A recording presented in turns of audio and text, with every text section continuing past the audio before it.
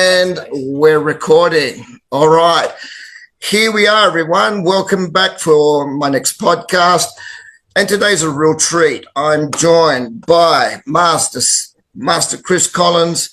And Chris, it's a pleasure to have you here. You've had a journey that feels like several lifespans to the average person. I've got a whole history here of what you've done, but, I don't want to rely on internet. I'd rather just ask you personally. And first of all, thank you for taking this opportunity to speak with us. And I'm sure I've been getting a lot of reactions online because they're very curious to know more about you. And same with me. I've been following a bit of your career, especially when you started doing films. I think you've done 2 or 3 that I know of, which is Ip Man 4 under the direction of the legendary Sammo Hung and Donnie Yen. And then I believe you've done a movie called Raging Fire. Welcome, and I'll leave it to you if you want to give us a rough rundown of your history and what you've been up to. Well, I appreciate that. It's great to meet you, Paul, to chat with you. I know we've had a few messages over the years. Yeah. So anyway, thanks for doing your part in helping Wing Chun progress around the world. As I was talking with you earlier, like that's our job right now, is to kind of make sure that we can pass it on to the next generation and keep them interested, let them understand that our belief system in the Wing Chun, in its approach, its methodology, and its functionality. And that's really been kind of my goal for a very long time. And it's kind of surprising because of my background. I'm Chinese, right? I'm half Chinese. My mother's from Hong Kong. My dad is American. So obviously I'm born and raised in America. But I do have my Chinese heritage. So that would be the only thing that you'd think would connect me to doing Kung Fu, because at a young age, I was only interested in combat sports. It was boxing, it was wrestling, it was football, baseball, basketball, lots of weightlifting. That was what I was into as a kid. That's what everybody around me was into as a kid. Started off in Youngstown, Ohio with Ray Boom Boom Mancini. We went down to Louisville, Kentucky. We went down to Pensacola, Florida. I ended up training at Roy Jones Jr.'s gym for a long time in boxing.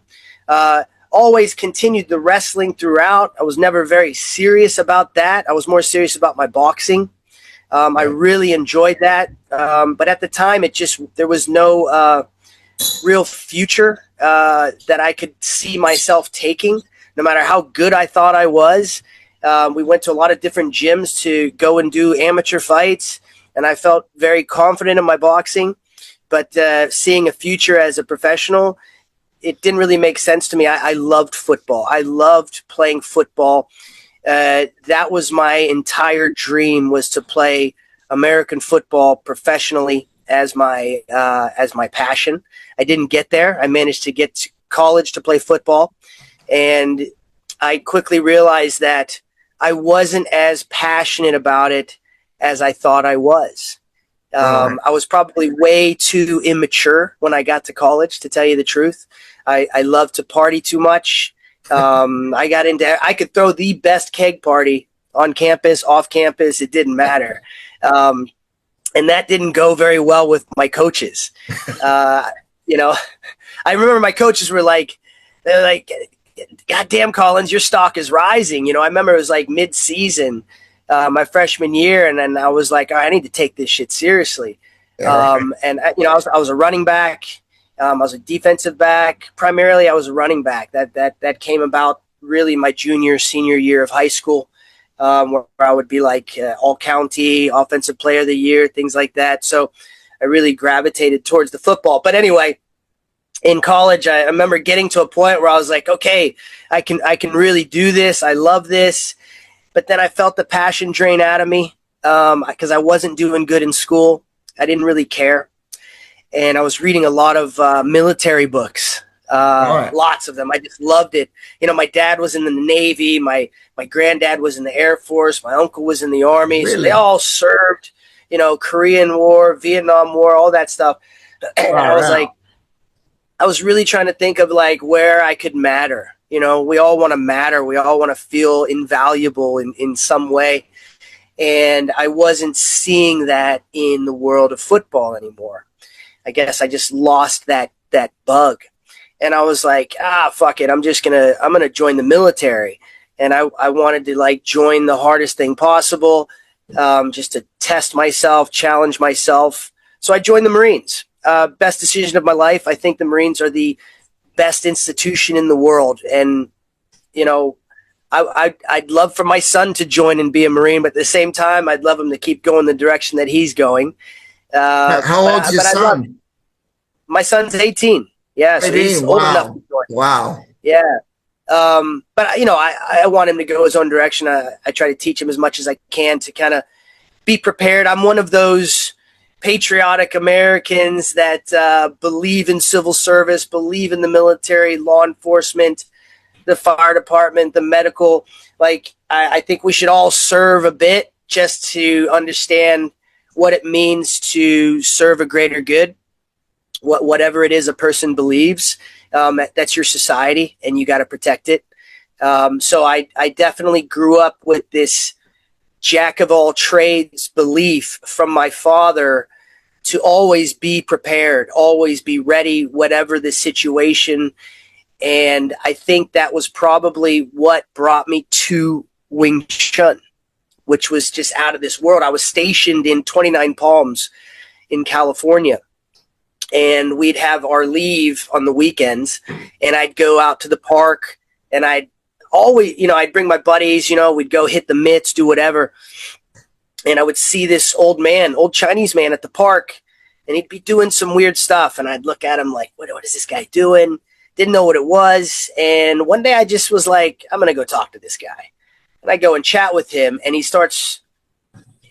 very kind, very welcoming to chat with me.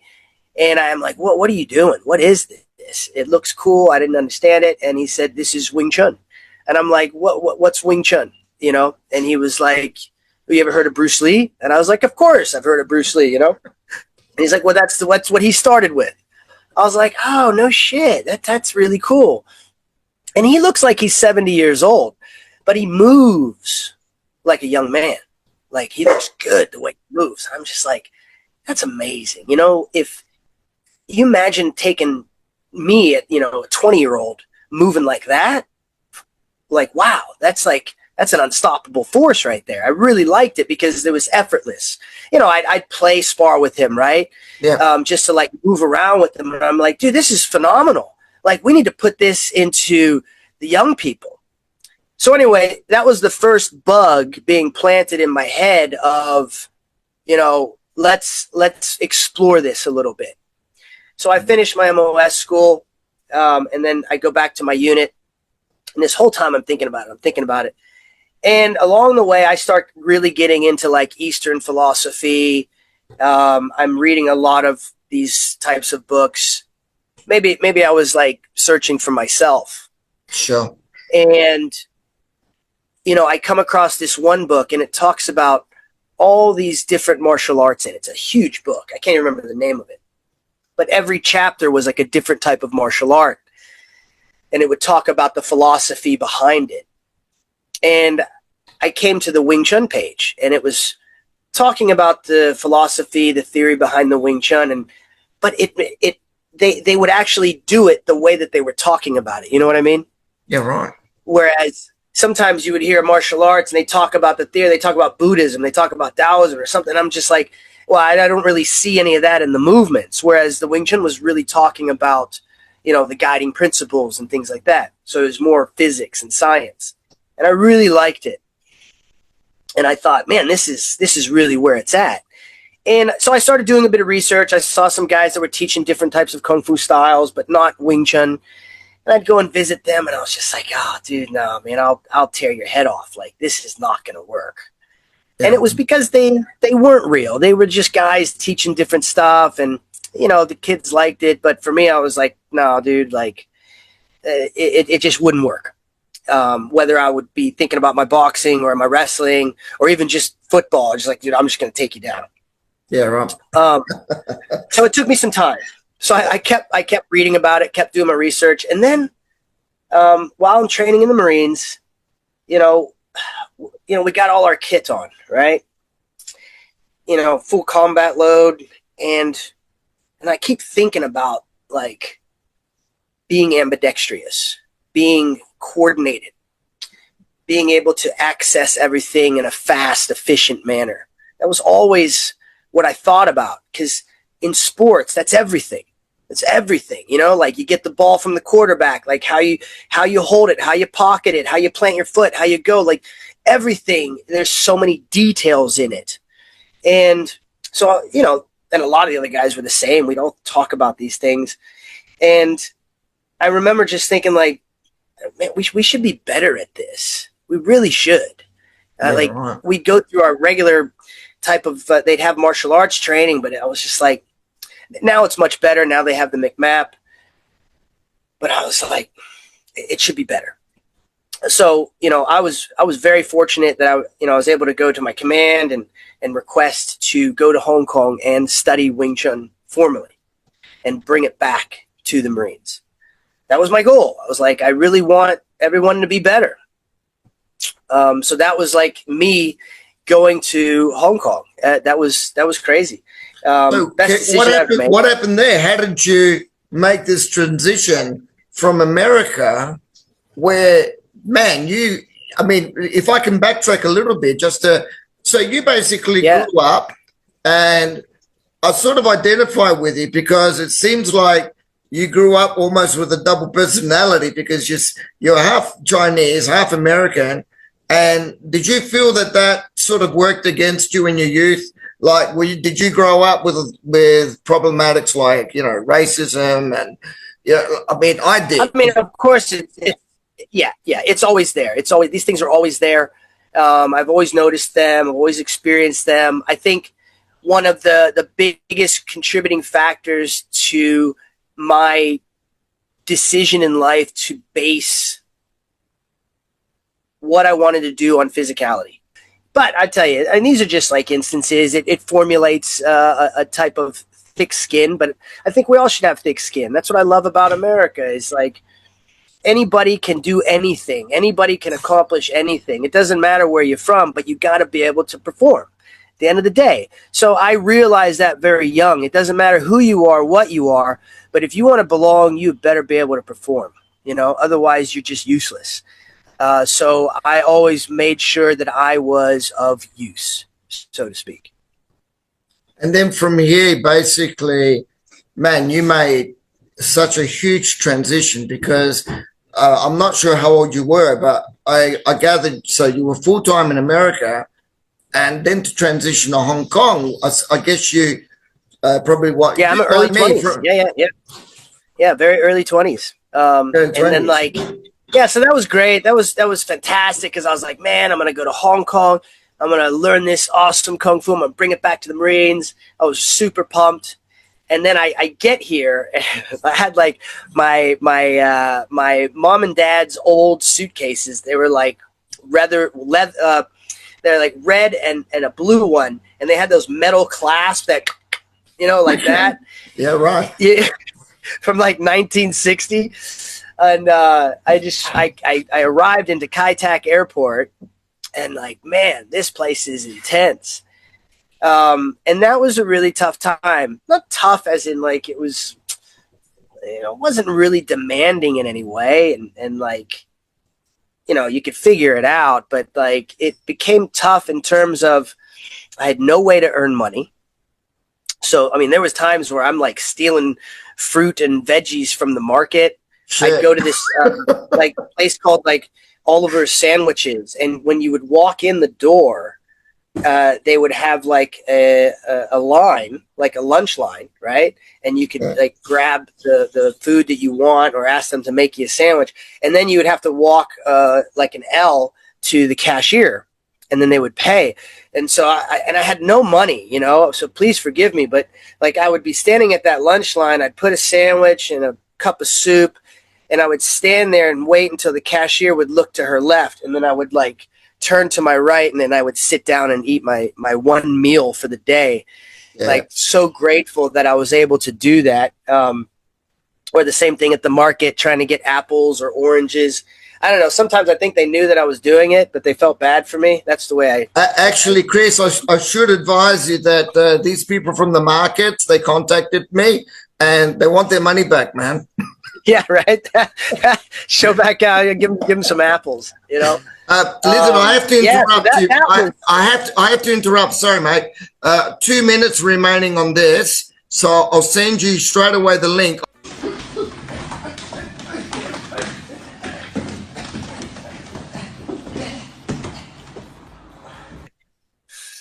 And we're back, and we were talking with Sifu Chris Collins, and we were talking about his transition, and we came to that point there where it started becoming very interesting. And please continue. Yeah, so arriving into Hong Kong, as I said, it was difficult. You know, I'm having to try to figure out how to survive, which was fine, but it was like, is it going to be worth it? You know, I've given up my entire life for the time being in order to chase this, what I believe to be a necessary goal to chase that's going to make me a better Marine, as an example. Okay. And I went to so many Wing Chun schools. Man, you know, back then it was different, right? So it's like you try to search on the internet, and I just write all this stuff down. So I had this list in a notebook of every Wing Chun gym in Hong Kong, and I just went to them all. And nothing negative. I'm not going to say anything negative, but I just was like, this cannot be what I've been searching for. Everything was missing. Everything. Like, I was thinking to myself, like, really? This is what Bruce Lee was doing? Because I don't see anybody moving like that. I don't see anybody moving with anything that's remarkable. I can see people with really bad biomechanics. They've never played a sport in their life from the looks of it. They don't know how to coordinate or synchronize their body in a way that is functional. And I was just like, this cannot be it. And I'm really pissed off and depressed. Like, I just fucking wasted time. And because I was slated to go to a very good school in the Marines, but I decided that I wanted to chase this first. So I was like questioning everything. Right. I'm sitting at a corner of a bookstore, which is like 2 buildings down from the gym, from the Leung Ting gym. And I was like, fuck it, you know, and I start walking, and there's a tea house right there. I'm sure you went to the tea house down below. Yeah. And I'm about to sit down and have a tea, but then I look up and I see this Leung Ting gym. And I'm thinking, it's a gym to lift weights. I'm pissed off. I want to lift some weights. So I walk up those stairs, up that narrow stairwell. Then I get to the door, and, you know, the door's got the window in it. Yeah. And I peek. Oh, shit. It's a fucking Wing Chun gym. I'm looking at oh, interesting. And then I get real close, and I look inside the window. And I see my Siheng, Ray. I have such an infinity for him because he changed my life.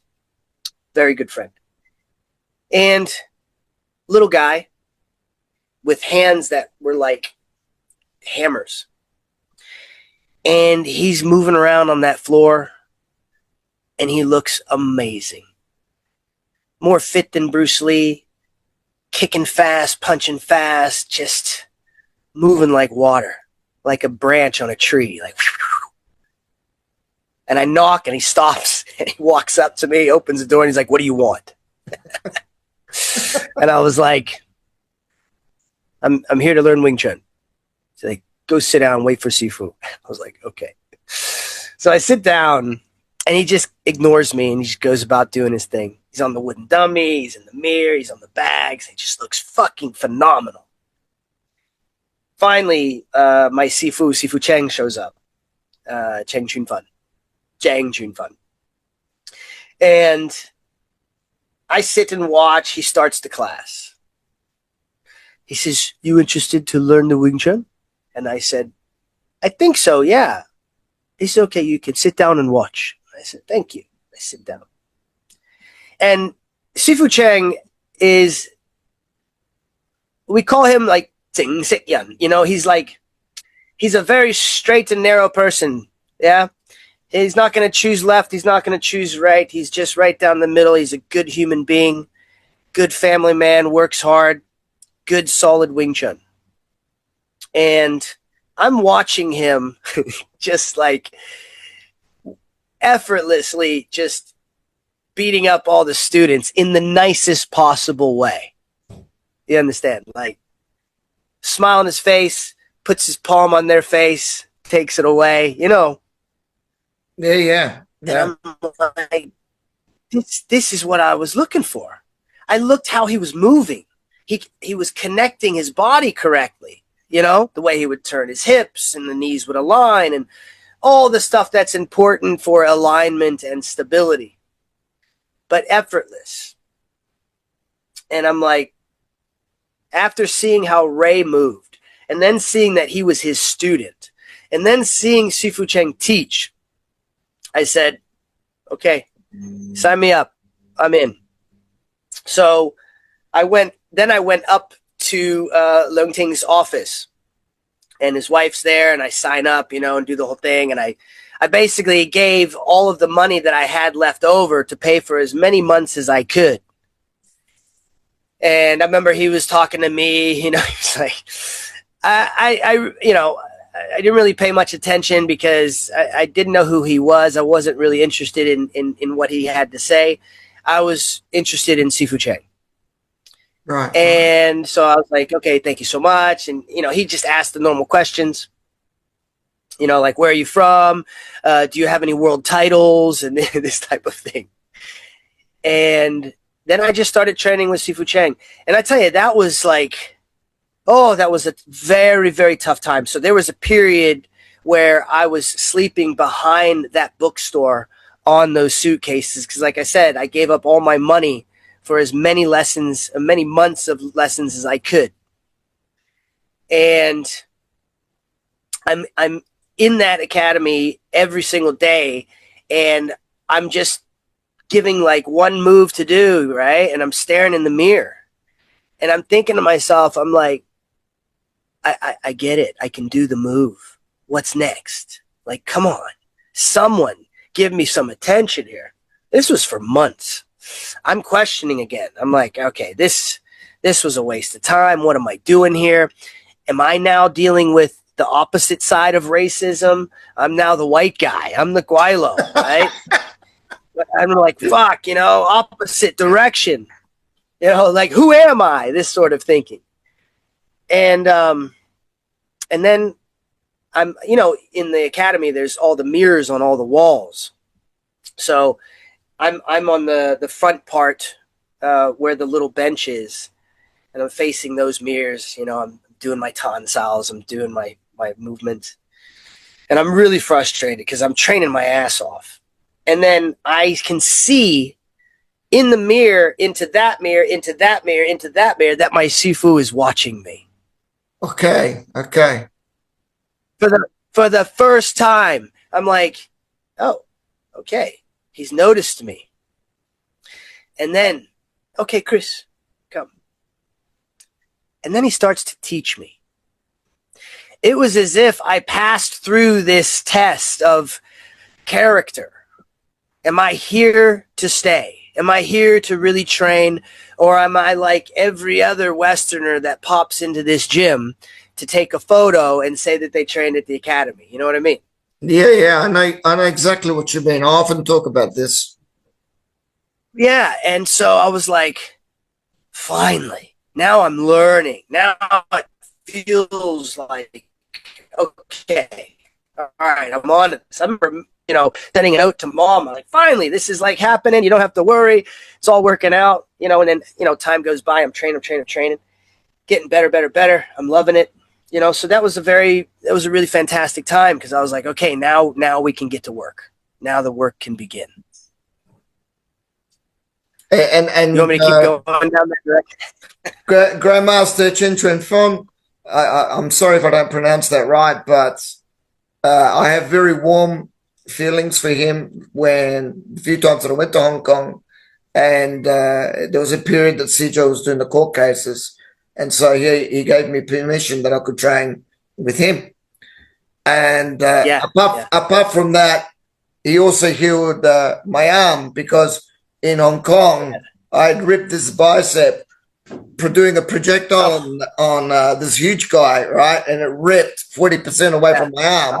And so they took me to hospital, but I also was being healed by Cheng Chuen Fun.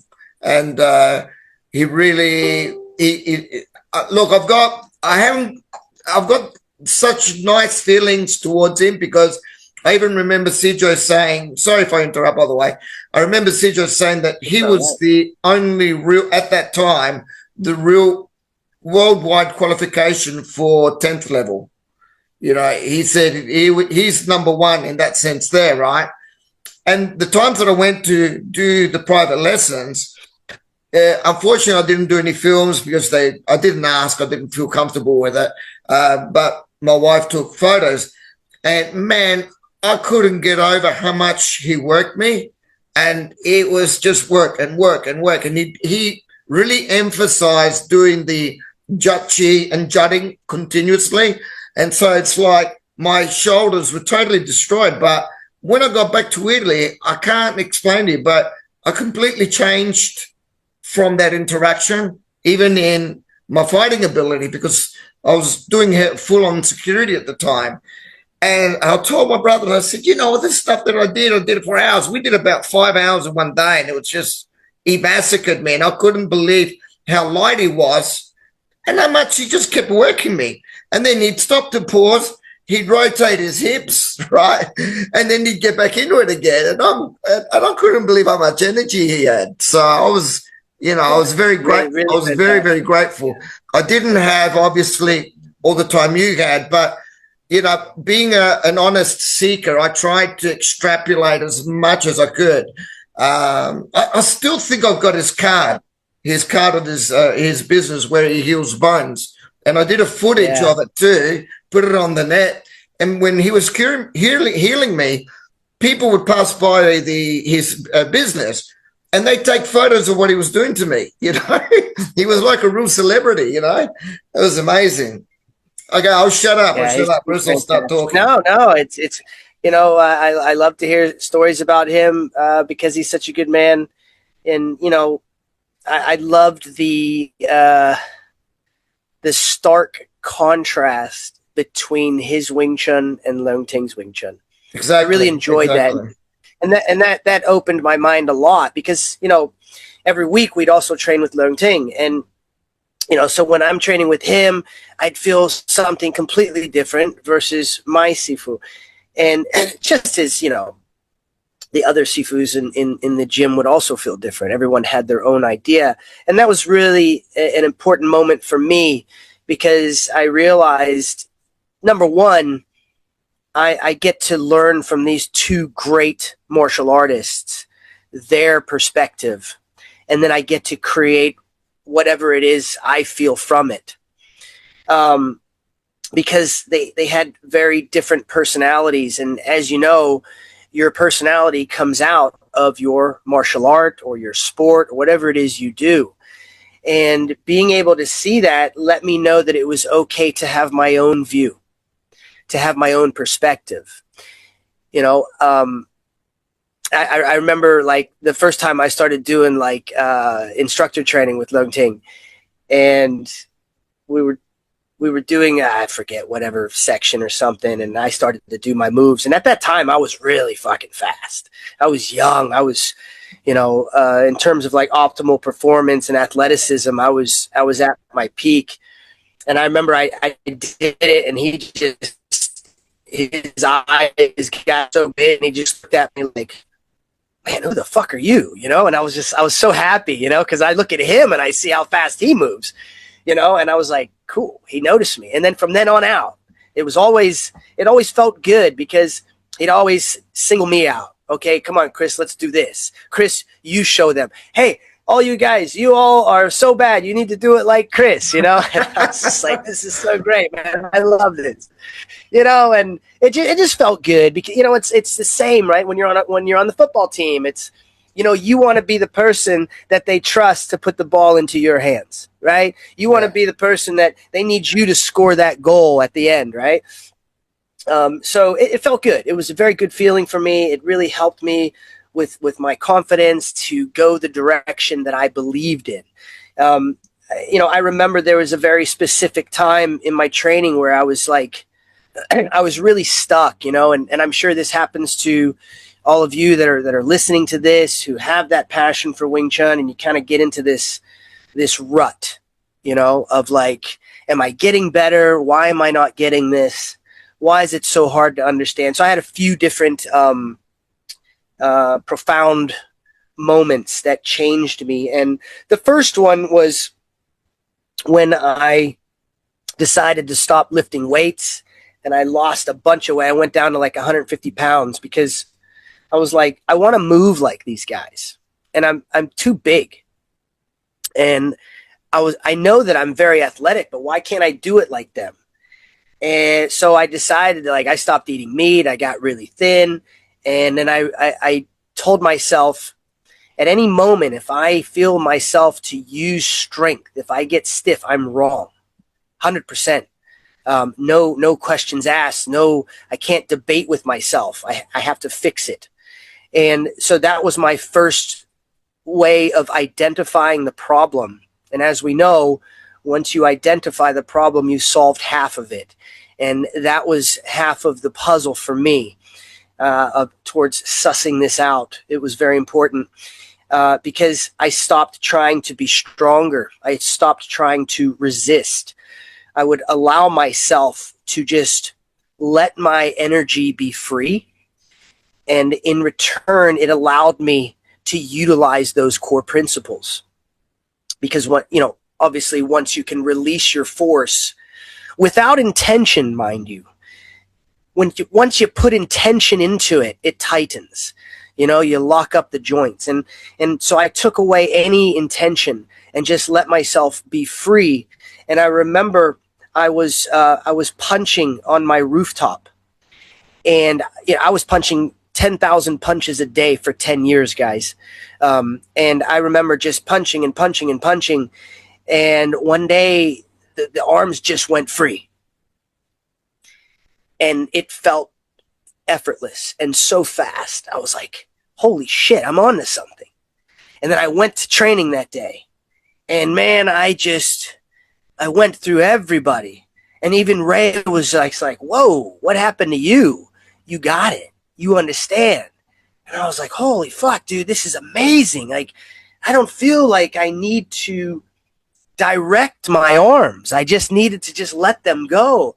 And that's when I started like spending all my additional time on the wooden dummy and just letting my arms do whatever they were going to do. No premeditated thought at all. No thought entered my mind. I just let my arms go. And it started to work. And then I would do the same thing when I would train with my partners. And I just go through one after the other after the other. So that was the first big step for me is you got to stop trying to intentionalize the punch. Just relax and let that energy happen, because you're not trying to fight each other the whole time. And right. And that was that's huge. Pretty amazing development. That's a very, very profound experience that you went through to come to that analogy, because I think that's probably an analogy. It was huge. An analogy that drives most of us crazy. It drove me. It drove me nuts. My life. Yeah, it changed my life, Paul. Not just for Wing Chun, but for everything I was doing. Everything. You talk about like universal method, right? I'm developing my universal method. And, why do I use the word universal? It's because, you got to prove your theory, right? and it's got to work in everything, whether it's in the macro world or the micro world. It's got to work from sport to martial art. It's got to work from tennis to baseball, from basketball to football.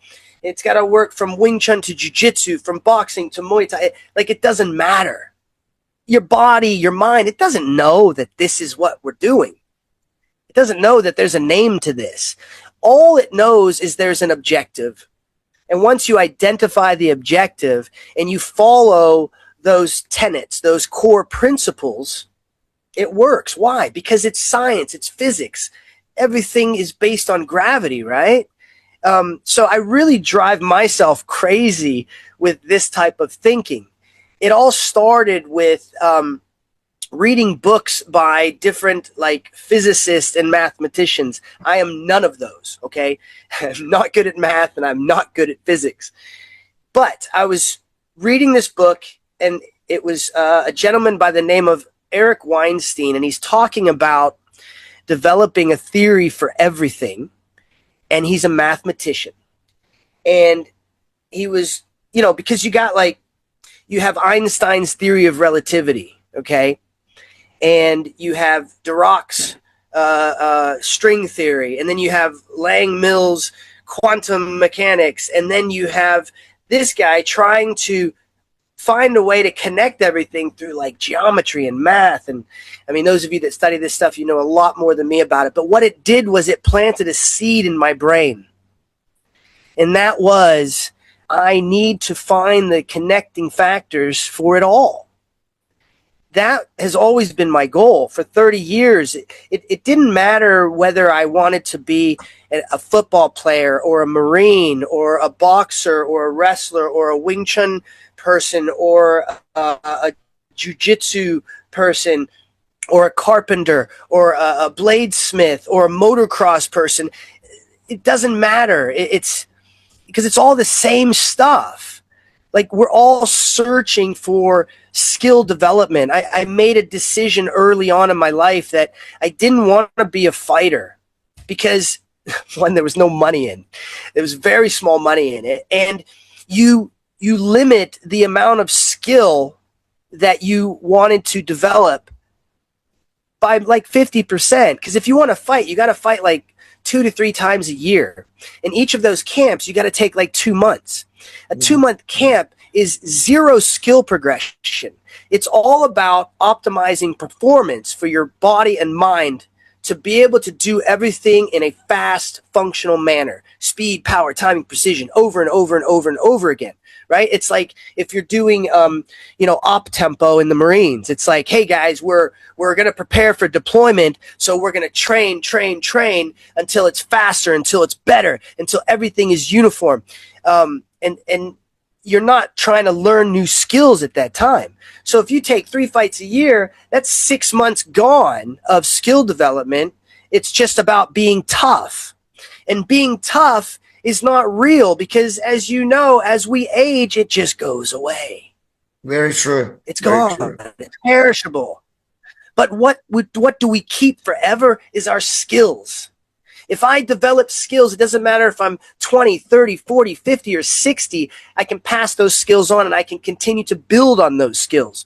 You can't tell me that a bladesmith at 30 is not better at the age of 60. 100% he's better.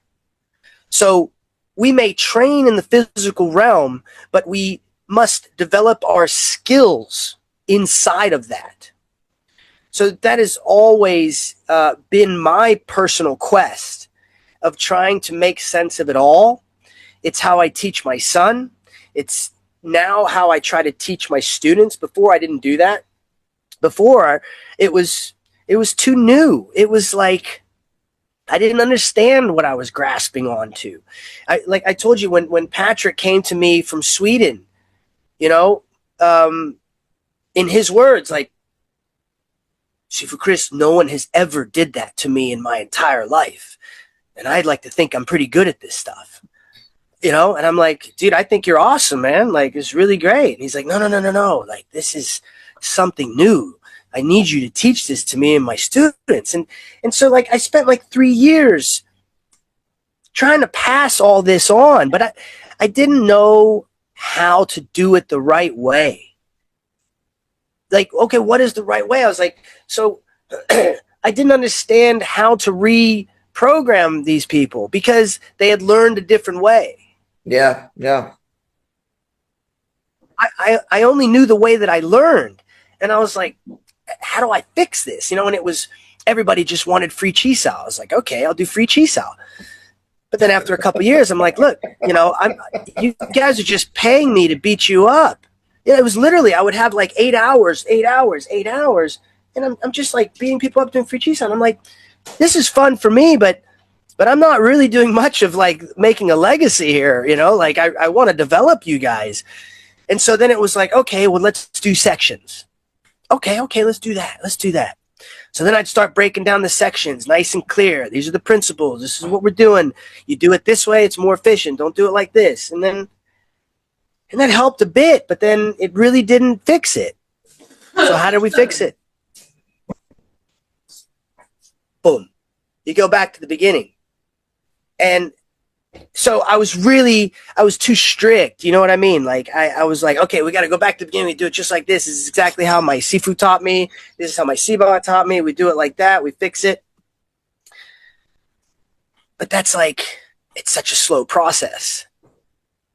And I was like, that can't be right. Like we have to have a way to pass it on without it taking as long as it does. I don't know, because like for me, like 3.5 years, that's what it took me, 3.5 years. And then I'm doing my thing. I didn't understand why it was taking people so long, because it's not as if I'm smarter. I met plenty of guys that are just as hardworking as I am. What do you think it was that blocked a lot of the people?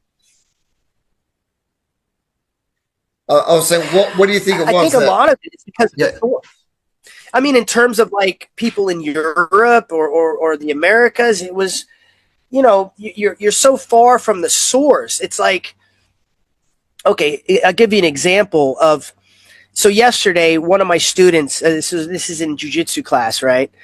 One of my students shows up to class. He hadn't trained in about a month, okay? And even then, he was showing up like once a week. But he shows up into my afternoon class, and one of my other students had just recovered from a ligament tear in his ankle. All right.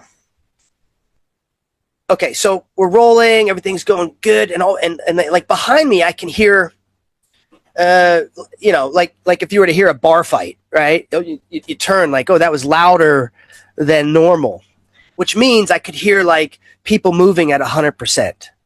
You can tell the difference. And then I see my student just like in extreme pain because he had popped his ankle. And then when they explained to me what happened, I'm like, come on, dude. Like, this is the shit that pisses me off. Like, these guys are in here training 7 days a week, but we understand to keep it at like 70%. Don't go 100% because it's skill development. It's about training every single day to get better, but not trying to kill each other because you're not in a competition. Yeah. No. And when you come in one day and you want to train hard, you try to hit 100%, but you don't have control over your body movement. So there's no self-awareness. There's no situational awareness. It's like, oh, I didn't mean to drop all of my body weight on your foot. Well, that's because your body's not as sensitive or tuned to what we are normally doing. Yeah. Because you're not training enough.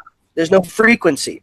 So if you look at people that are, let's say, training overseas, I find it difficult for them to have that same sensitivity because their training is not as frequent with a source or a mentor that is able to guide them in that direction.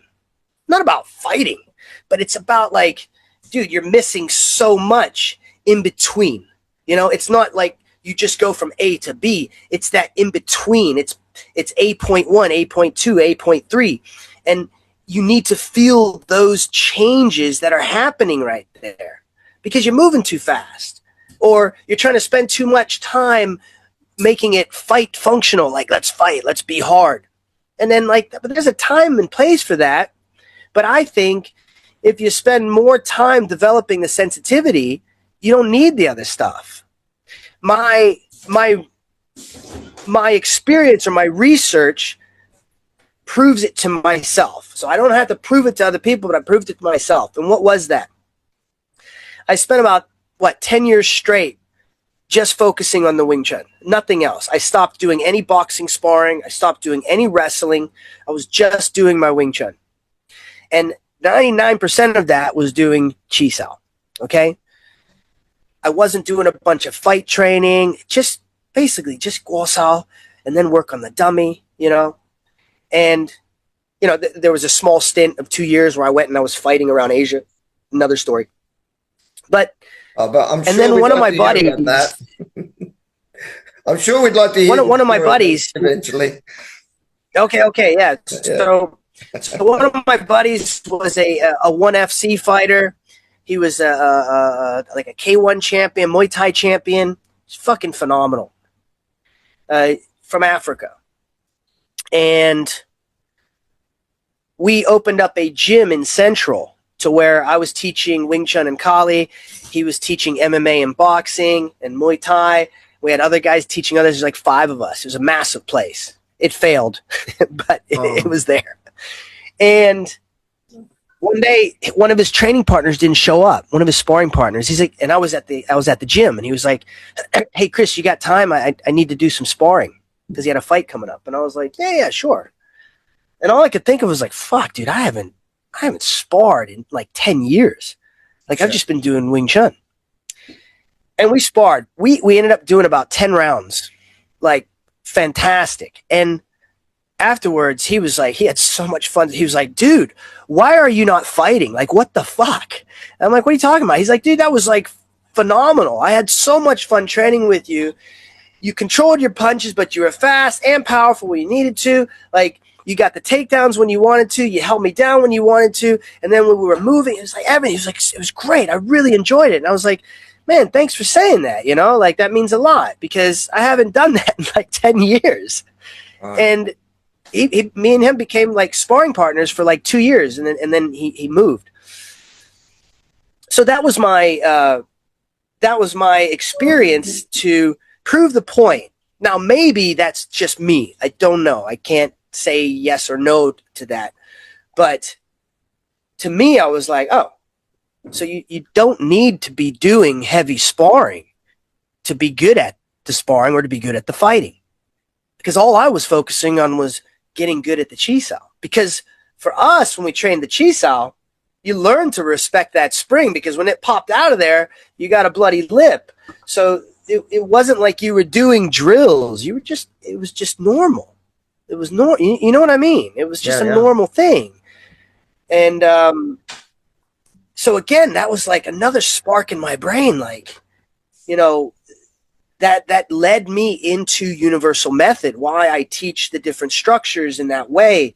And why do I speak about the 7 core concepts and the 4 principles of how to develop. I believe that I can use this Universal Method to teach anything. I could teach you how to golf. I could teach you how to make knives. I could teach you how to ride a motorcycle, you know, as well as teach you how to box or do Wing Chun because it's the same. Like, all of this has to come from stability, right? Like, so how do I define stability? And then I've got to stop you there because we've got 30 seconds, Chris. So I'll stop you now. Oh, shit. 大家好，我是高战，我沿着是美国海军陆战队空手道教练格林。不好意思，这次首演来不到，谢谢大家喜欢一文，喜欢大家支持。一文是票房大卖。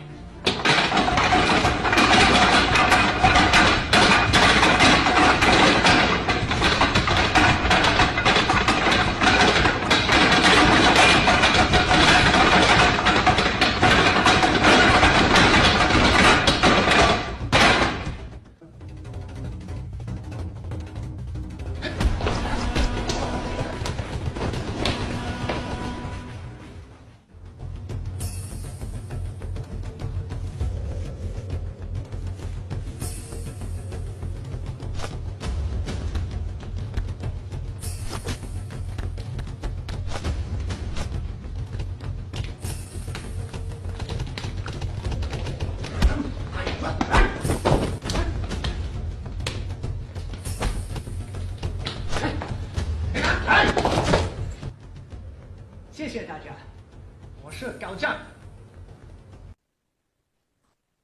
Okay, we're back on, and you were talking a lot about your experience with this guy who did full contact MMA.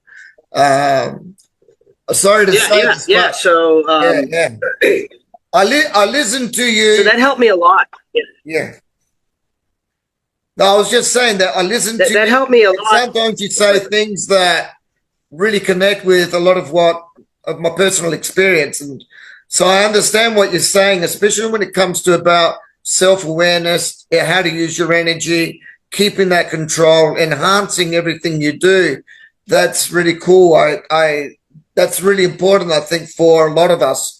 We need to get to that level. But I was going to ask you, do you feel that combat sports, you can connect that mentality of how they refine techniques and training to your martial arts and Wing Chun? Do you find any similarities? Because there's a lot of discussions about sports camp combat and real fighting. So I'm also curious to know what you think about that. Absolutely. You know, like if you look at like from boxing, I would say from boxing to wrestling or jiu-jitsu, all the guys that I train with, they all say the same thing. Like, man, dude, it's like your grip awareness is so good, right? It's really hard to get good grips on you. And I always say, yeah, that's just my Wing Chun. You know, like it's instinctual reactions towards things. I just adjust my objective. You know, like in those moments, like, you know, I may be clearing grips and I'm not trying to fucking elbow you in the face at that moment. It's just like, okay, we're hand fighting. You know, so it's, you know, identify the objective and then work from there. Because a lot of times we need to work on different subcategories to get better, right?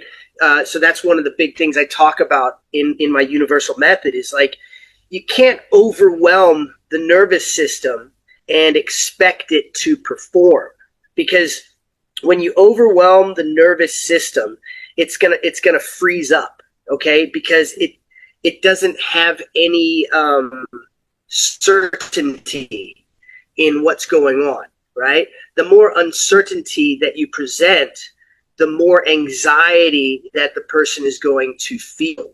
Now, we may be okay working with anxiety and fear. You know, those of us who learn to train in these environments are more accepting of it, which is another big part of, you know, my methodology is acceptance and surrender. But to stay on point, it's knowing that I'm just working in this specific position or area of expertise. If I'm boxing, you know, of course, I'm not gonna try to do some move that is outside of what is in boxing, but that doesn't mean I can't handcuff myself in terms, or handicap myself, excuse me, to still get better at my performance. I try to explain to my students, like, Wing Chun are the worst sparring partners across the board. They're horrible because they go into it thinking that it's a fight for life and death for like 15 seconds. And it's like, dude, calm the fuck down, right? Let's just work through some stuff. And I get it. There's assholes out there that, like, they want nothing more than to be able to just throw a big left hook and knock out a Wing Chun guy and be like, you see, your stuff is useless. But I put the blame on the Wing Chun practitioner who thinks they can just rush in with chain punches and defeat everybody. This is not the 1970s. You know, you're not just going against some karate guy who's just going to throw one action and stop, and then you're going to, oh, I blasted in with a Tan Sao and a Pak Sao and I beat the guy. Okay, yeah. That's not going to happen in this day and age. People are more educated in terms of how to fight, right? Especially with technology. It also creates a lot of impatience in people, but you just have to know, like, you're going in to do something, an intention. So you have an intentional mindset. If you show up to training just to train, you're not going to get that much done, right? But if you go in like, my intention is to focus on XYZ, then you're going to try to put yourself in that situation more. A simple example. Okay, if you look at the 4 structures of, or let's say positions of, let's say, Chi Sao, there's 4, right? There's a split position, there's an outside position, there's an inside position, and then there's a crossed hand position, right? Okay. Okay, so there we go. So now what we've identified are 4 areas of expertise. So let's say you want to get good at split position. Identify the strengths and the weaknesses of that position. Understand the angles of attack.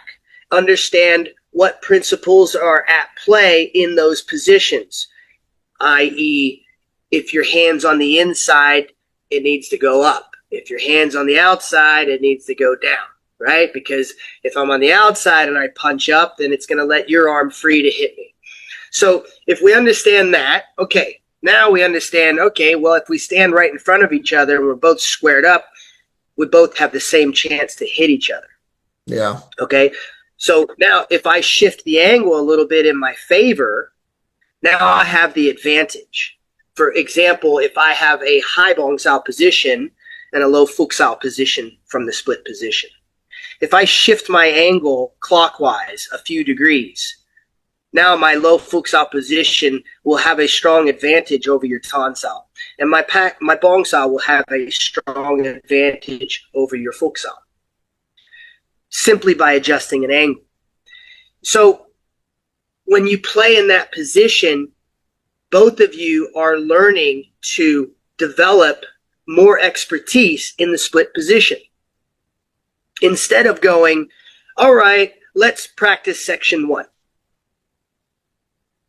Now you're just doing a series of patterned movements that maybe a person who has more physical prowess than you is going to constantly be better than you. Instead, we want to be able to look at the position and understand and identify what are the strengths and weaknesses and how do I gain an advantage in this position. In other words, how could I lead the way and make you follow?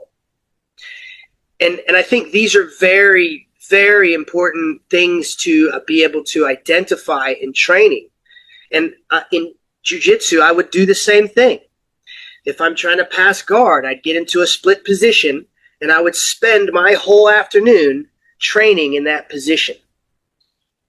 Whereas if I didn't put that intention, how many actual repetitions would I get in that split position? I need to understand what are the connecting positions to that position. Like what's congruent. Because if I am trying to get to split position, I have to either go from inside position or outside position. So how do I get there? So I got to understand that. And then I got to understand that in a certain attack, it can turn into an outside position. So how do I get there? So, of course, you're applying the different principles. That's what each section is teaching us. And there's a time and place for section training, pattern recognition, rote memorization. It's fine, and it's necessary. However, it's not everything. It's the surface, in my opinion. It's the surface. To get deeper, we have to dig deeper. And we don't need to go outside of the Wing Chun system to dig deeper, which is what I see a lot of people doing. And I'm not saying it's negative. I'm never saying anything is negative because we all have our own way to figure things out. But I believe it's in the system because it's physics, it's science. If I stay within the same methodology, then that means if both of us stay in the same methodology, we should be able to create an infinite number of variables and possibilities. Because the degree of change is almost unquantifiable. Does that make sense? I think I understand you perfectly. So The only thing that's going to take it from being infinite to finite is if you step outside of that methodology or that structure. So if both of us are doing Chi Sao, okay, then based on those principles, we should be able to create an infinite amount of inseparability until something goes awry, one of us makes a mistake, and ping, flies out of there, right? And the nucleus explodes and one of us gets hit, right? Okay. Yeah. But if you step back and all of a sudden start doing boxing, we are now doing two different methodologies. So it cannot be infinite because the principles won't match. The movements won't match. There's no more connection. Okay. But once you get outside connection, anything is possible. You know, you'll see an instructor say, oh, well, we don't do flying knees because flying knees are stupid and they don't work. They work. Sometimes they don't. Sometimes they do. You know, it's like, because from a non-contact point, anything works. You can defend a punch with a finger. If we go from a non-contact, I can make anything work. And so that's really what I try to get the understanding across, is to make it more conceptual rather than technical. Yeah. Because then it opens us up to more possibilities and younger people, generations that can start to implement these changes. We can't just keep going backwards in time. Traditional is not logical. Tradition is just blindly following something because someone said we should do it like this. Why? Why do we have to do it like that? I want to make complete sense of what I'm doing. I need clarity. And that's how I make sense of it for myself. When I first started to think about this development, it was actually because of how I teach my son. Now, what I mean by that is, like, now my son's not a crazy martial artist like I am, okay? He can do it, but he has his own interests. Sure. But I know for a fact, because of how I taught him, he has the freedom to develop his skills based on those core principles. And he won't be able to tell you how. It's just how he does it. For instance, I could grab him and do Wing Chun with him right now. He won't know the name of any of the moves, but he can do it. I can put a knife in his hand and we can knife fight. He won't be able to tell you what anything is called or what section this is or what subset this is, but he can do it. The same goes for his jiu-jitsu. He understands how to establish a base, whether it's on a motorcycle, on a surfboard, or on his own 2 feet in the gym. Like I said, he's not crazy about it, but when I realized that I was teaching him like this, I changed how I was teaching in general. Yeah. And I realized that there are some things that just aren't necessary, you know, unless you're trying to hold on to it for tradition's sake. Look, can I just give you an opinion, you know, on this topic? Yeah. It's really a delicate issue because, you know, I know people from Hong Kong, from Australia, where I grew up, and, you know, they have a very deep, deep passion for their grandmasters, their former teachers, which is something I honestly try and replicate in my heart because it's a bit of my upbringing to be that way. And I always try and hold a very deep respect for the people before me. And I talk about this because, and I was going to ask your opinion, you know, one of the conflicting issues that you find when you're talking with people from other lineages, or the fact that I did I say 3 lineages, but it's more 2.5 because I didn't spend too much time in the Chun lineage, but I did. But growing up in Grandmaster Cheng Chuen Fun's lineage, you know, the principles are similar. They all roads seem to point to Rome. But there was a major conflict for me where obviously combat for me was just such a big issue in my youth because of similar backgrounds, racism growing up. The Italians in the 60s and 70s, when you were the sons of first migrants, because I was born in Italy, and so I went to Australia when I was 6 months old. We were the bad guys because of the Second World War. So it wasn't really easy for the Italian culture, let's say in the 60s and 70s, which is why I went to Wing Chun in the first place. But the point is that in that lineage there, a lot of it was like straight line, but it was also very circular, but really deeply circular as well with Grandmaster Cheng Chuen Fun. And they work a lot on body mechanics and different types of stresses. Obviously, if you like us, we would really put our heart into it. We want to find out more about maybe combat, because for me it was an obsession. Now I'm going to be 61 and I'm not so hardcore anymore. Thank God, I've calmed down. But it was very hard when you talk. Like if you try to evolve, it's very hard because I bring a lot of these principles. Excuse me. Into my wrestling, into my boxing, and I try and be as 360 degrees as I can to help my students grow, because I really want them to get the best they can, hopefully from my experience, because like you, I didn't do military, but I did a lot of security work, and I worked with a lot of military. But getting back to that, when you're taking that path because you're so passionate about representing Wing Chun concepts, because I find it in almost anything I do. If I'm training with my Greek wrestling coach, and I started very late, I did it for a brief while when I was a kid, but I started when I was 51, so I was really late. But I was so shocked to find such similarities in Wing Chun. It's like in the mechanics side, like how they use their mechanics 100%. On the floor. Yeah. I thought, hang on a sec, I'm doing this in Chi Sao. And so I could really connect. But so I apologize because I'm going away from the topic. But when we talk about what you were saying, which is, connecting it to the past, people are deeply connected with traditions, and so they don't want to come out of that.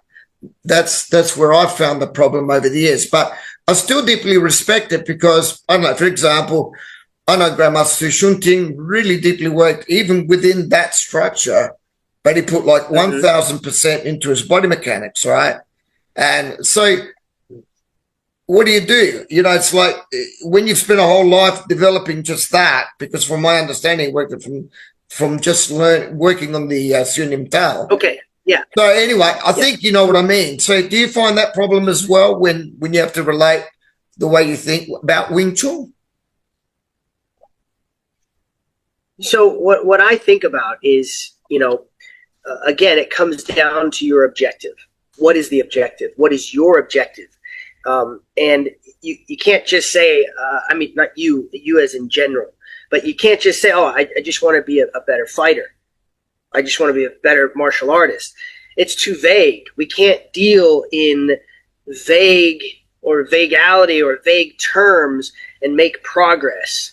I believe in specifics. The more specific we are, the more clear we become. We need clarity to understand. For instance, if I develop a system off of false positives, then that's a big waste of time because it's not real. What do I mean by a false positive? If I've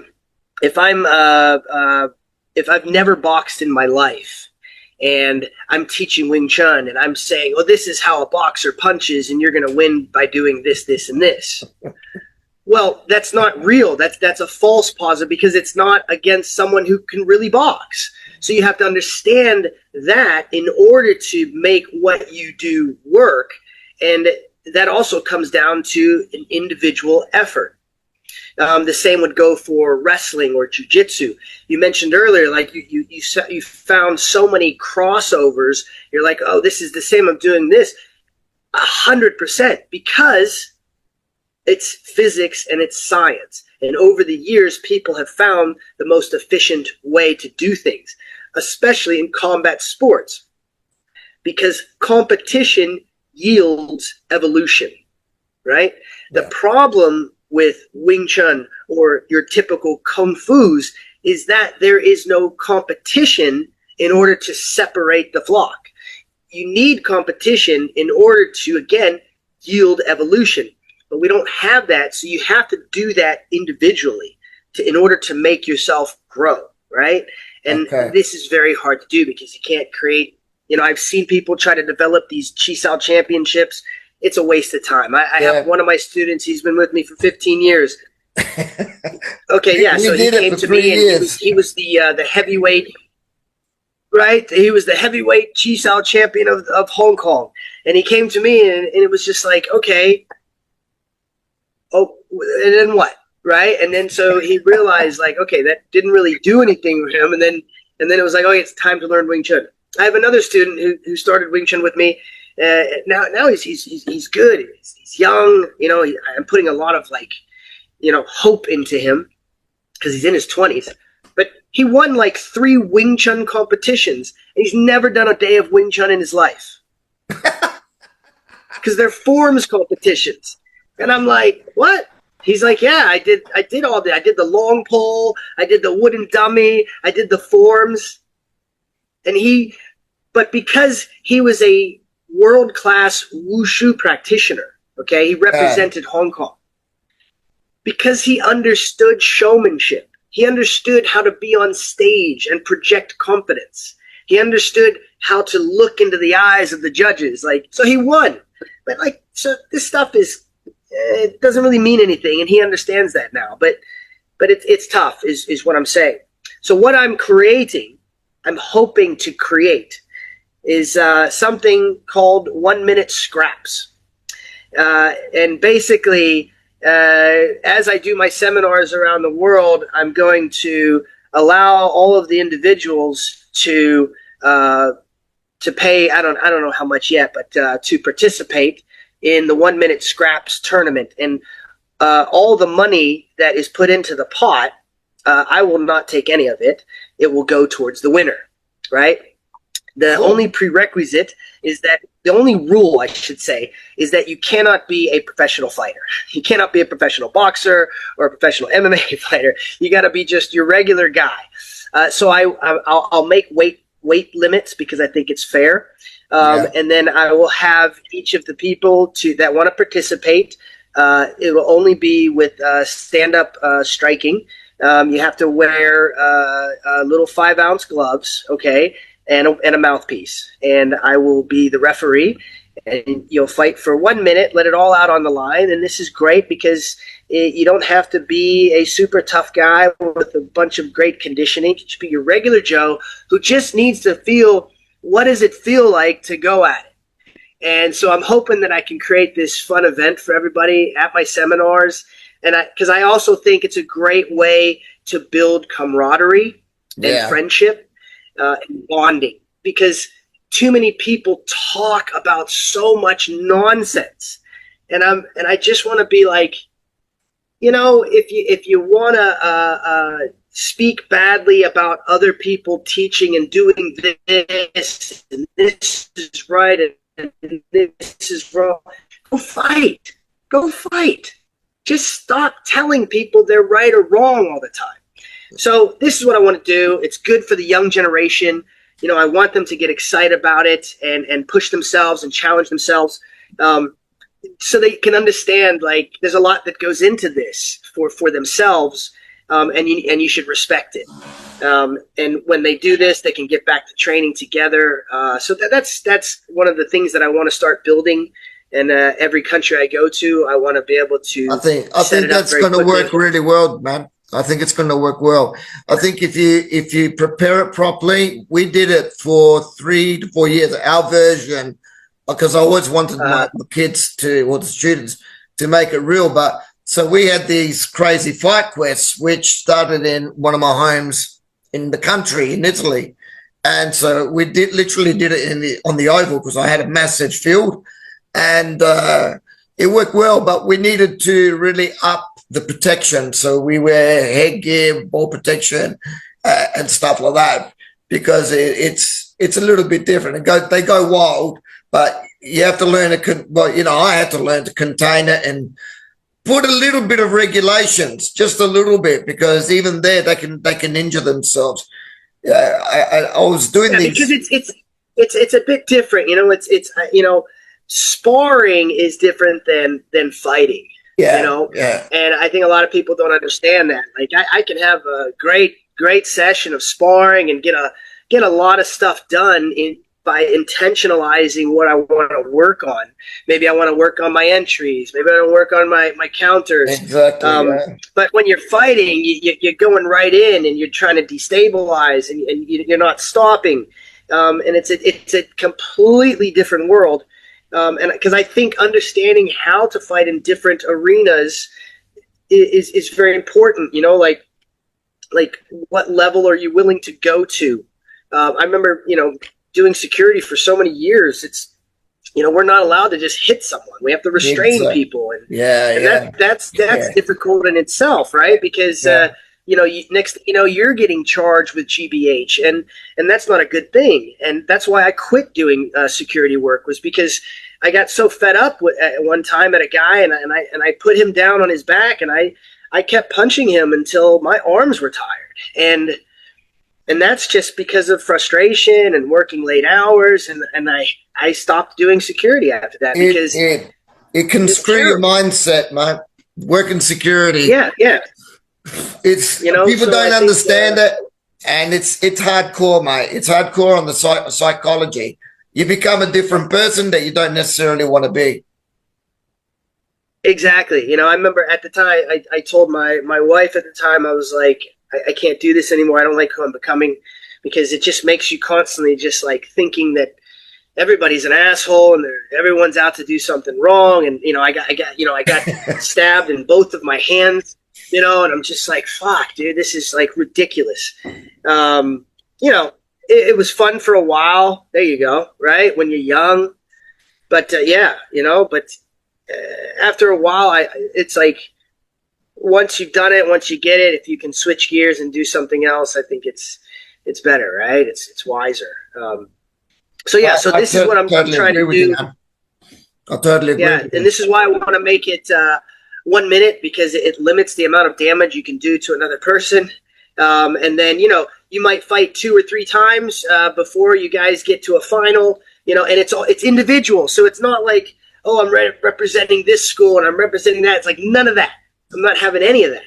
It's just your name's Bob, your name's Todd. Okay, fight. That's all I care about. And I've seen people do it with success. I like the idea, and I think it's something that we can do to kind of get people to stop talking so much. And again, like back to universal method, where in your intro you said it seems like you lived a whole bunch of different lifetimes. Yeah. I remember talking to my student the other day, and he was like talking to me about this book that he was reading, and this guy lives 3 days in a day.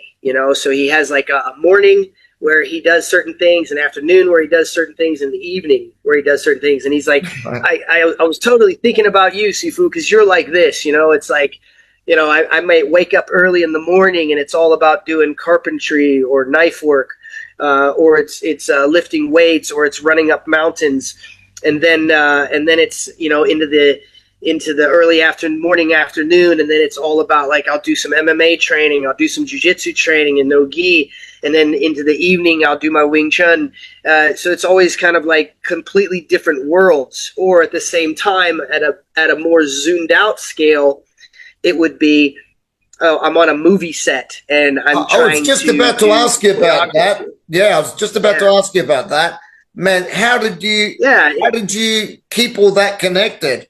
Because, look, when you're doing a movie, I've done 2 movies and where I taught Wing Chun, and it's so bloody hard because it's like you want to keep that projection of what you're teaching and then apply it into movies. That's really, really hard work.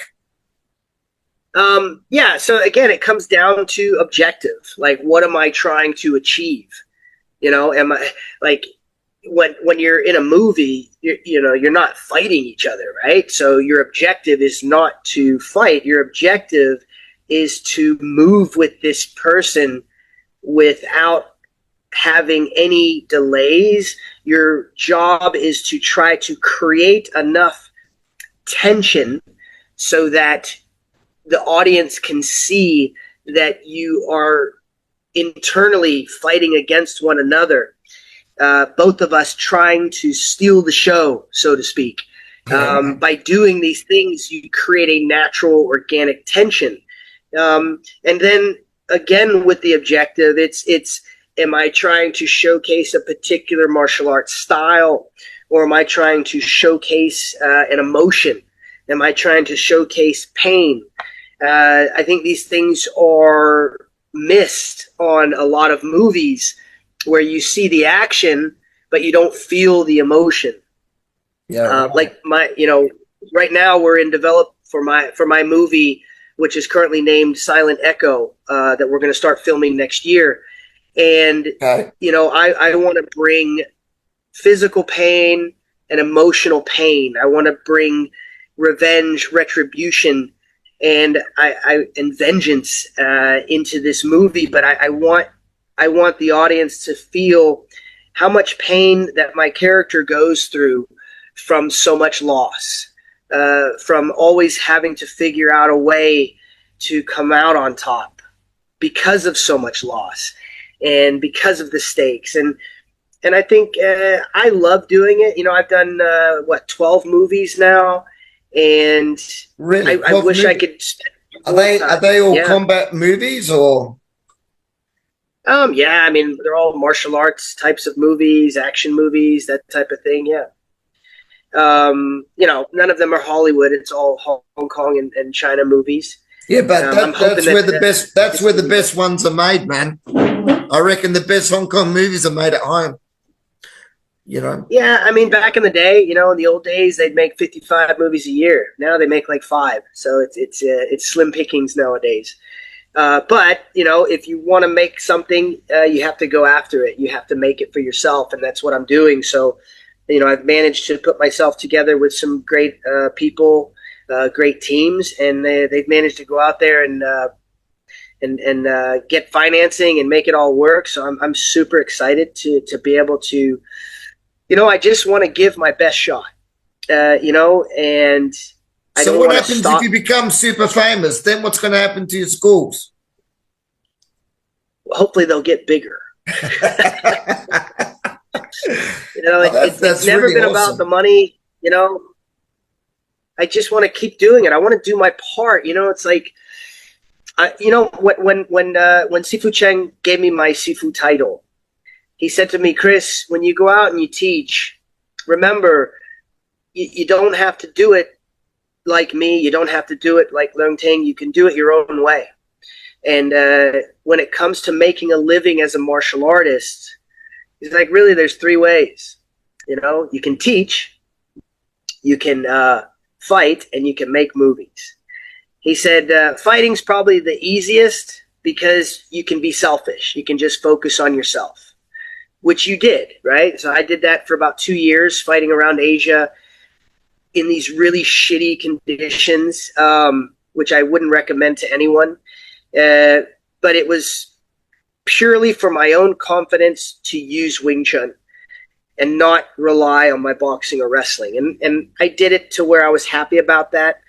Of course, years later, you wish you would have maybe fought more than I did, but it was enough for me to understand what I needed to do.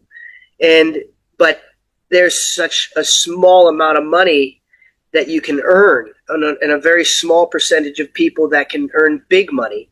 So risk versus reward, I didn't see it as being very good.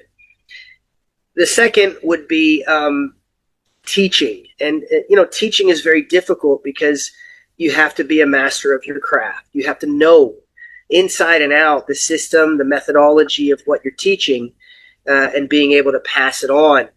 And you have to take your ego out of it because it's all about trying to build your students' confidence and not yourself. And you will sacrifice your body for your students, and they will most of them will be very ungrateful. You will wreck your shoulders, wreck your spine, wreck your hips, wreck your elbows, and wreck your knees because they need repetitions. And I've spent 30 years doing that for my students, and I don't regret a minute of it, but I definitely lost a lot of my own potential because I wanted to give them the reps that they needed to get better.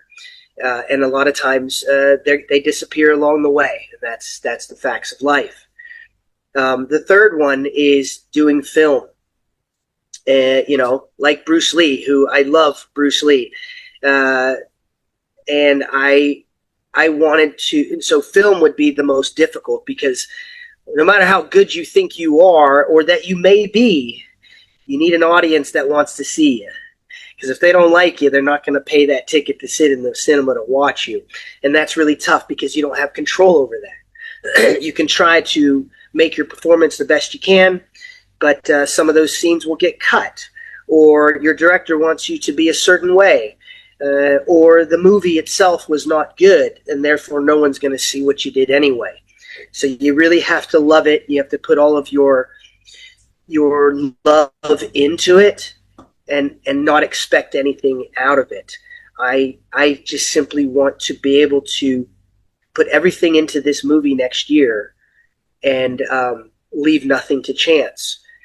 I want that opportunity to see if I truly can carry a movie, and people will go see it and people will love it, and that my body can I will sacrifice my body to give the best possible action in that movie, and then whatever happens after that, I'm okay with. We have to accept it, we have to surrender to it, but we still must release ourselves as we release our energy, with certain conditions, right, that maintain our stability. Something like I think that. That's really amazing, man, what you're doing. I appreciate that. It really affects me when you talk about sacrificing yourself and giving to your students. I know I can relate to what you're saying, but sometimes, and maybe I'm a bit immature, sometimes I get a little bit hurt because people don't, if you're doing it seriously, people don't understand that sacrifice that you're trying to give yourself, to your students. And I don't know, I'll speak from my experience, sometimes saying, Jesus, I have to give this input precisely so he can get it, he or she can get it encoded into their body so they can react properly. And so it's a giving of yourself, and maybe they'll think, well, that's what you're supposed to do. And it's not, because there's so much empathic energy that you're putting, because for me, I want to try and get it as real, not only as in combat, but with all your body connection to make sure you've got good reactivity, all the elements that need to go into a single moment so they can perform it without thinking. That takes bloody sacrifice, and people don't appreciate it if you're giving yourself, So, I mean, I don't take it that personally, but, just sometimes it's sort of sad because what people take for granted and think that they expect you to do is not necessarily the way things are, because not every teacher really gives a shit about giving so much about themselves. They say, right, do this section, do this. They perform the movements, but I don't want to insult, but it's like nothing behind it. There's no Christ, you're repeating, you're doing movements, but there's an emptiness, a live emptiness. I think it's the job. That's the job. That's that's your responsibility. I don't expect anything in return, but that's who I am, and that's what I'll always do. It doesn't matter what I'm doing. I will put myself in it 100%. A lot of people ask me, like, why do I spread myself so thin? I do so many things. Do I have ADHD? Well, you might have it. Hello?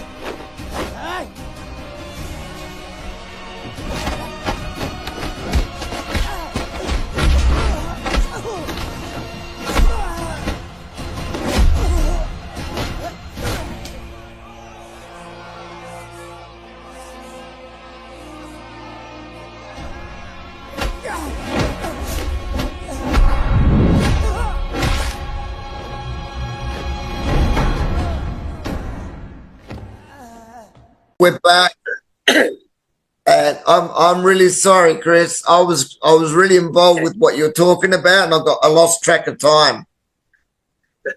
Same. It's funny because this morning I had a 2.5 hour chat with my buddy Craig. So he's a stuntman, action director, action choreographer. He's worked with Tom Hardy, Jason Statham, all these guys, and we've been friends for 15 years. And we were talking a lot about this stuff and how to connect all these things. He's also a new father. We're talking about parenting and I went into talking about all of these like universal method and things and how it's helped me with my parenting and how it's helped me with whether it's film life, civilian life, military, everything, how I'm able to try to connect and make it all work. It's quite fun. So into the films. All right. Yeah, so, everybody loves this. It's exciting. Well, everybody wants to know about your experience with Donnie Yen. I mean, you got to tell us about Donnie. Sammo Hung, please. I mean, I love these guys. Yeah, so I'm trying to think if I go in order here. Anyway, yeah, so working with Donnie Yen. Donnie's a fantastic martial artist in his own right.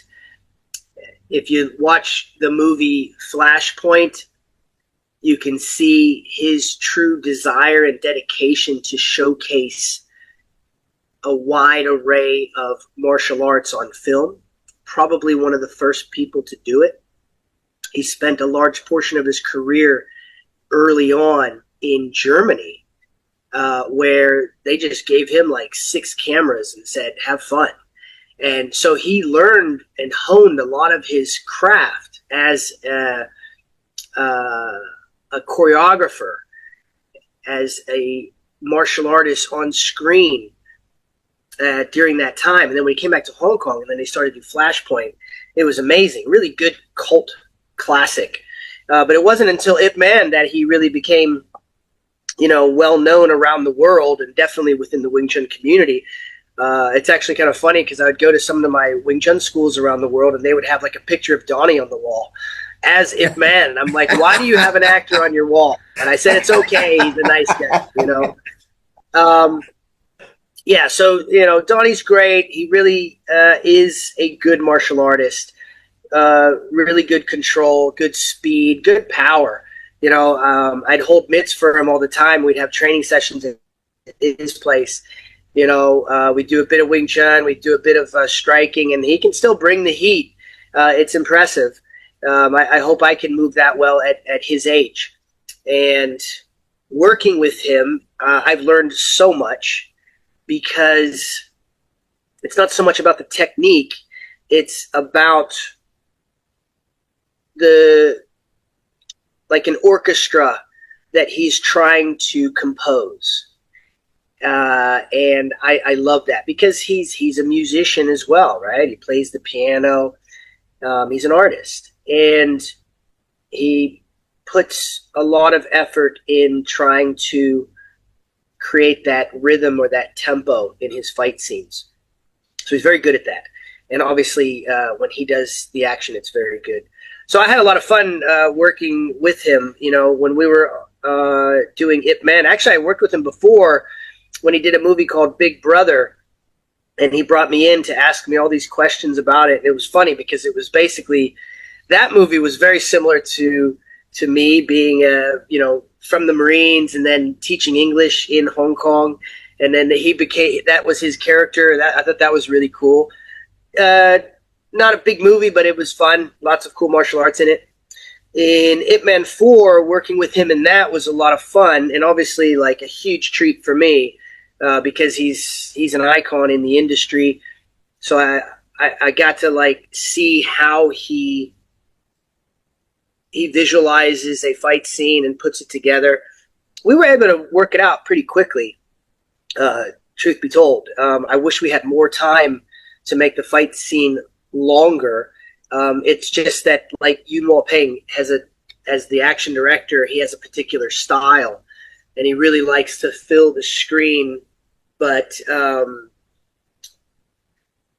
we didn't get to do as many sequences as we would have liked. That would have been a lot of fun, but it's tough when you have to work under a strict schedule. We only had 1 week for me to film that entire scene. Really? So 1 week? All those That's not long. moves. Yeah. Yeah. No, it's not. You know, but you know, like if you could do the action, you could shoot things really quick. I always pride myself on trying to be very quick in doing it. Like I don't want to take 5 or 6 takes to get something right, because I know there's a lot of people on set that need you to get your job done and move on to the next shot. So I always try to do my best to be prepared and be ready. So that was fun. You know, I just basically just research. You know, I've never done karate, so I just researched a bit of That's pretty cool. You've never done karate. You've never done karate. Never in my life. No, I watched 3 YouTube videos, and you know that Miyamoto guy. Forget his name. He's the guy who like. He invented Kyokushin karate, I think, and then he punched the bull. Sosai Oyami. Yeah, there you go. And so I just watched a few videos, and I was like, okay, I can move like that. And so I just mimicked him. And I wanted to have 3 kicks that I like to do in there, so I was really happy to get those kicks in. That was a bit nerve-wracking because, like, Donnie is sitting there, and he's just like, okay, you want to do these kicks? I'm like, yeah. And, you know, so it's like you really have to land this shit. Like, otherwise they move on. They'll be like, no, we're not going to do that. So if you want to do something, you got to be able to do it. You know, you can't just like, oh, let me figure it out. So I had made sure that I could do those kicks. My hips were good, and then we were able to put that into the film. That was a lot of fun. It's really cool. Yeah, I mean, it's crazy to see, though. It's really cool to see these motions, because on film it looks quite cool.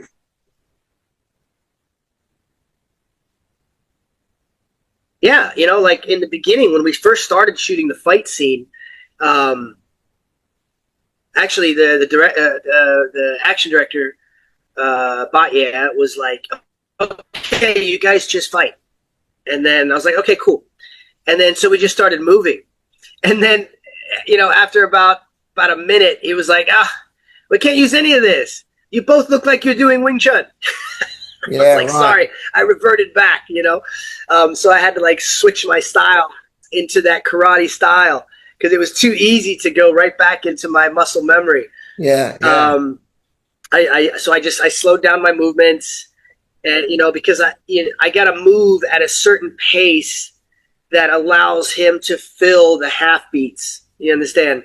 So if I'm going like pop, pop, pop, I need to go nice and clean like a metronome so that Donnie can go in between those beats and be like pop, pop, pop, pop, pop, pop, pop, something like that, right? So he's making his own rhythms. So I need to be very predictable for him, so that he can make those movements. And, you know, when you're doing it, the hard stuff is, you know, because you can't be moving your head around a lot because the camera's right there. Yeah, you know, so you got to be able to move these actions without taking up so much space because they need to see his reactions. So those are tough. And then I said, hey, come on. Let's make a small portion of this where we do some chisao, you know. And I said, don't worry, I'll act like a karate guy that never did this before, you know. And they're like, okay, let's see it. So then I go at Donnie, and you see that moment where I'm going like this, and I'm looking confused, you know. And then and he ends it off with like a buji at my neck. Yeah. And so that was kind of cool. Yeah, I think I've watched that about 100 times, you know, because I thought, wow, he's getting through with the palm cycle. He's doing this and that. They're creating momentum. It looks like he really took it. It's so bloody hard to Yeah. transition what you know or what maybe the style represents and catch that on camera. I mean, I think that Very would be difficult. mind-boggling. Yeah, you really have to have an awareness of where the camera is. You know, like, and I've made those mistakes on other films to where you try doing some stuff and nobody even sees it. You're like, Well, Bruce Lee used to talk about this all the time. yeah, you know, it's that's why I think film is the hardest, because not only you have to have a high level of adaptability and awareness, because you got to know where the cameras are, you got to know where your fight partner is in relation to you and the camera. You got to know how to sell it, and you know you don't want to injure your partner. You got to know how to push the pace, but also keep them in it, and you got to be able to try to steal the show while not making yourself look too powerful, because you want them to appear as a challenge. And these are very difficult things. You know, I was pissed off the other day because, like, on one of my videos that I put out, a few people were commenting, and I typically don't read any comments, but my student was like, "Oh, you got to read this."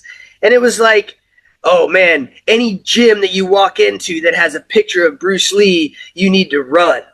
And I'm just like, you know, you really shouldn't make comments about things that you don't know anything about. You know, it was really, I thought it was a bit rude and a bit arrogant. It was like, I have Bruce Lee on my wall because it's a reminder of my pursuit over the past 30 years, you know, of watching him as a kid perform these moves, watching him change the landscape of martial arts training in the world.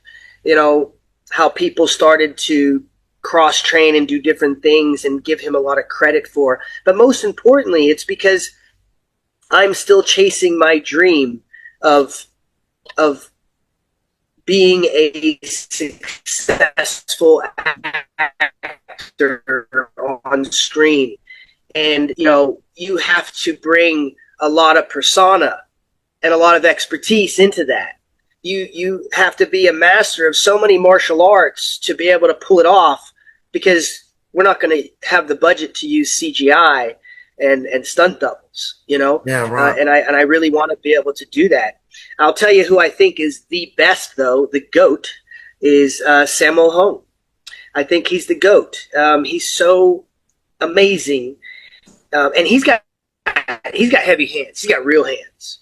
I'll tell you that. Like, we were working on Paradox SPL, and we're working through some movements, and he started throwing hands, pop, pop, pop, pop, pop, pop. And I'm moving with him. I'm like, man, great hands, Sammo. You know, Daiko, we call him Big Brother. And he was like, oh, yeah, you see, I know. So he actually has, like, he's got legit Wing Chun hands, I think, because he understands how to have that, like, fatlet, like heavy power in his arms, you know? And I really like that. I really respect that in him. And the fact that was like a really overweight person and he could move the way that he moved is on another level. And but what he really brings, not only in his choreography, but in how he uses the entire set, the entire scene.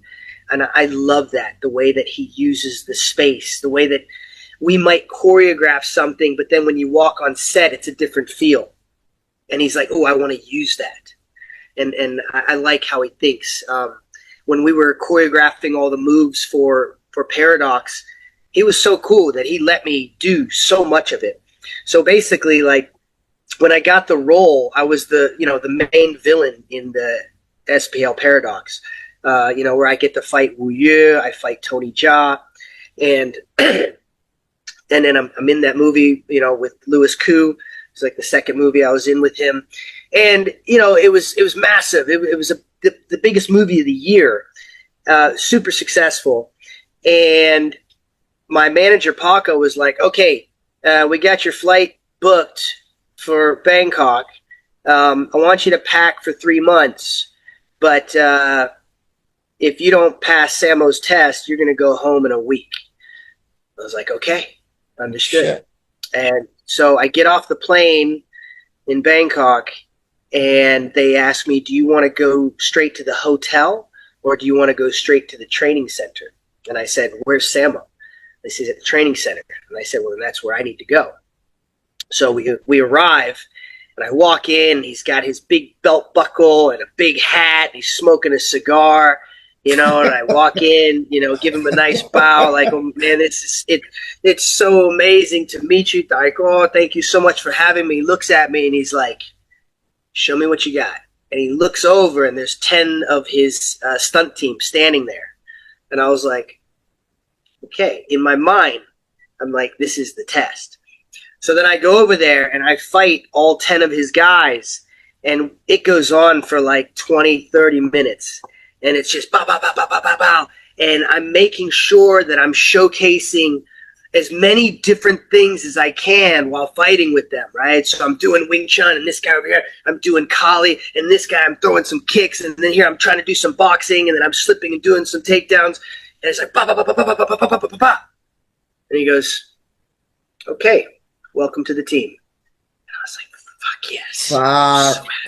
Far out, man. That must have been. Man, it was awesome. Wow. It was so cool. Yeah, it was really cool. I called Paco. I was like, I don't know. He said, welcome to the team. And I'm in. He's like, all right, enjoy your time. And I spent 3 months on that project. So basically, if I had sucked, he would have killed my character off in the first fight. So luckily, I managed to fight all the way until the end of the movie.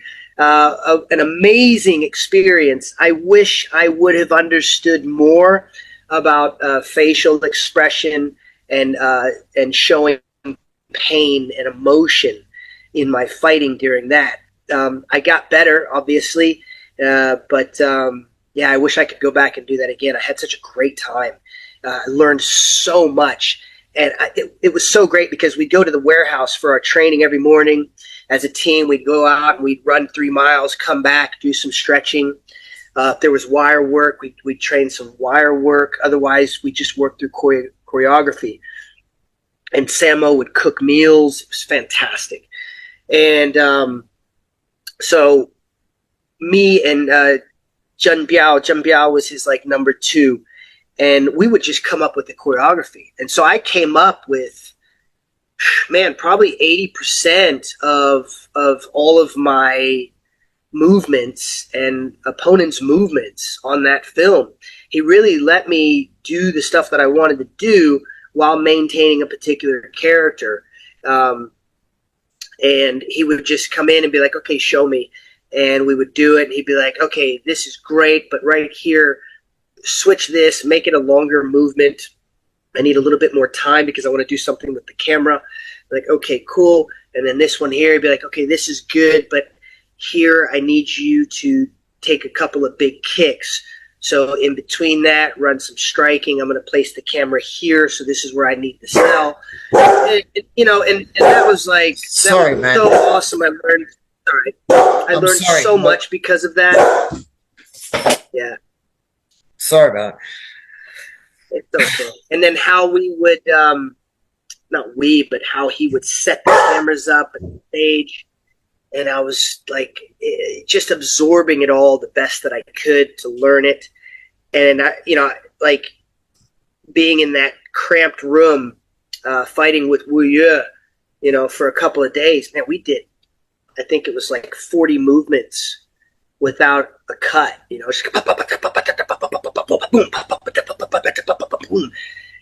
that's really hard because you're trying to move at 100% of speed and not hit your training partner, not hit your dance partner. Well, could you say that this is the ultimate way of looking at the phrase Bruce Lee used to say, the art of fighting without fighting? In a way, that's how it is. Yeah, totally. I mean, like the mind doesn't know the difference, right? Whether it's whether you're in the action or you're watching the action or you're being told about the action, the mind will visualize it, everything that's being presented to it as if you're going through it yourself. It's like, earlier we talked about, how amazing it feels when, the team wants you to have the ball to score that winning touchdown, and you score that winning touchdown and everyone is cheering for you. But you will feel the same emotion if you're a fan of Ronaldo and you see Ronaldo kick a goal to win the game. You will feel that same emotion as if it was you kicking that goal. And it's exactly the same as if you're watching a movie and you are so engrossed in that character and what he's going through, because you have placed yourself into that character's shoes and you are experiencing those same emotions in the same way. It's the same dopamine hit. And I love that. I love being able to experience that as a viewer, and I love being able to portray that as the artist. And, you know, that's what we want to do, is be able to pass all of these things on, these feelings, these experiences, and put it into our students as well as the audience. Wow. So, look, Sifu Chris, we've come to the end of the interview because I know you have to go as well. And I'm really sorry if I took up a lot of your time like this. I know you've got a busy schedule. I think what you're saying is amazing. And like, honestly, I think after the interview, I'm going to listen to everything again 2 or 3 times. And podcasting is not exactly easy to do. And my personal ego maybe gets into the conversation because you're trying to make comparisons. You know, having lived a lot of this sort of stuff, not to your level, especially with movies. I did 2 small movies and that was it. It was too much for me, but it was good experience regardless. But I think what you're doing with everything, I would have still loved to talk to you maybe for another 2 or 3 hours, talking about how you hybrid with jiu-jitsu, Kali, because I think that's even a more deeper topic if people like to talk about, you know, globalizing their experiences and integrating. Well, let's see how this podcast goes. Yeah. Hopefully we get some good views, and then we can do it again, and maybe even ask the audience, hey guys, what would you like us to talk about? Because great. You know, and I love to talk about this stuff because, you know, just like you, Paul, is we want to continue to spread, you know, our experiences of Wing Chun to people in the world because it deserves it. Yeah. You know, it deserves it. It deserves its place among all of the great martial arts in this world. And I refuse to believe that I've wasted my entire life training this for it not to continue. And I hope that all of you out there that are training Wing Chun, you continue to train. I hope this helps you in some way and motivates you and inspires you. We must all aspire to inspire. So I hope that you enjoyed this episode with us and that we can do it again. Go out and train. Feel free to contact me anytime. Thank you, Paul. I really appreciate our time talking to each other, getting to know each other. I look forward to the future, my friend. I hope one day to catch you in Italy, mate. You know, I know that you've got Andrea. He's a really good guy. He's very passionate, and he really, really looks up to you a lot. I know that. And he thinks the world of you. And so it'd be nice maybe in the future if you come to Italy, you know, maybe we would attend as well, you know, hang out, get to know each other. You can smack me up for an hour if you like, you know. Oh, man. You know, for me, everything is about friendship. I tell this to everybody. I said, once we become friends, the training is easy. It's easy to make people good at this stuff. It's the friendship. It's the bond that is so important because why would we want to spend our time helping people whose company we don't enjoy, isn't it? Right? We want to be around the people that we love and care about and want to see succeed. And I want to see everybody around me succeed because I know that if I'm building them up, if I'm rooting for them, then that's a good day. That's a good day. You know, mate. Thank you for your time. I'll keep you up to date. I'll ask you publicly. Are you cool with me putting footages and photos, even of what you've done in the past, to sort of link them up with our conversation? So Yeah, that's what I usually do. You okay with that? Obviously, I'll check with you, because if the footage doesn't look good, I won't put it. If you're cool with that, that's what I usually do. Okay. Awesome, dude. I appreciate it. We'll talk soon. Take care, mate. All the best from Italy. Bye-bye. Ciao. Ciao.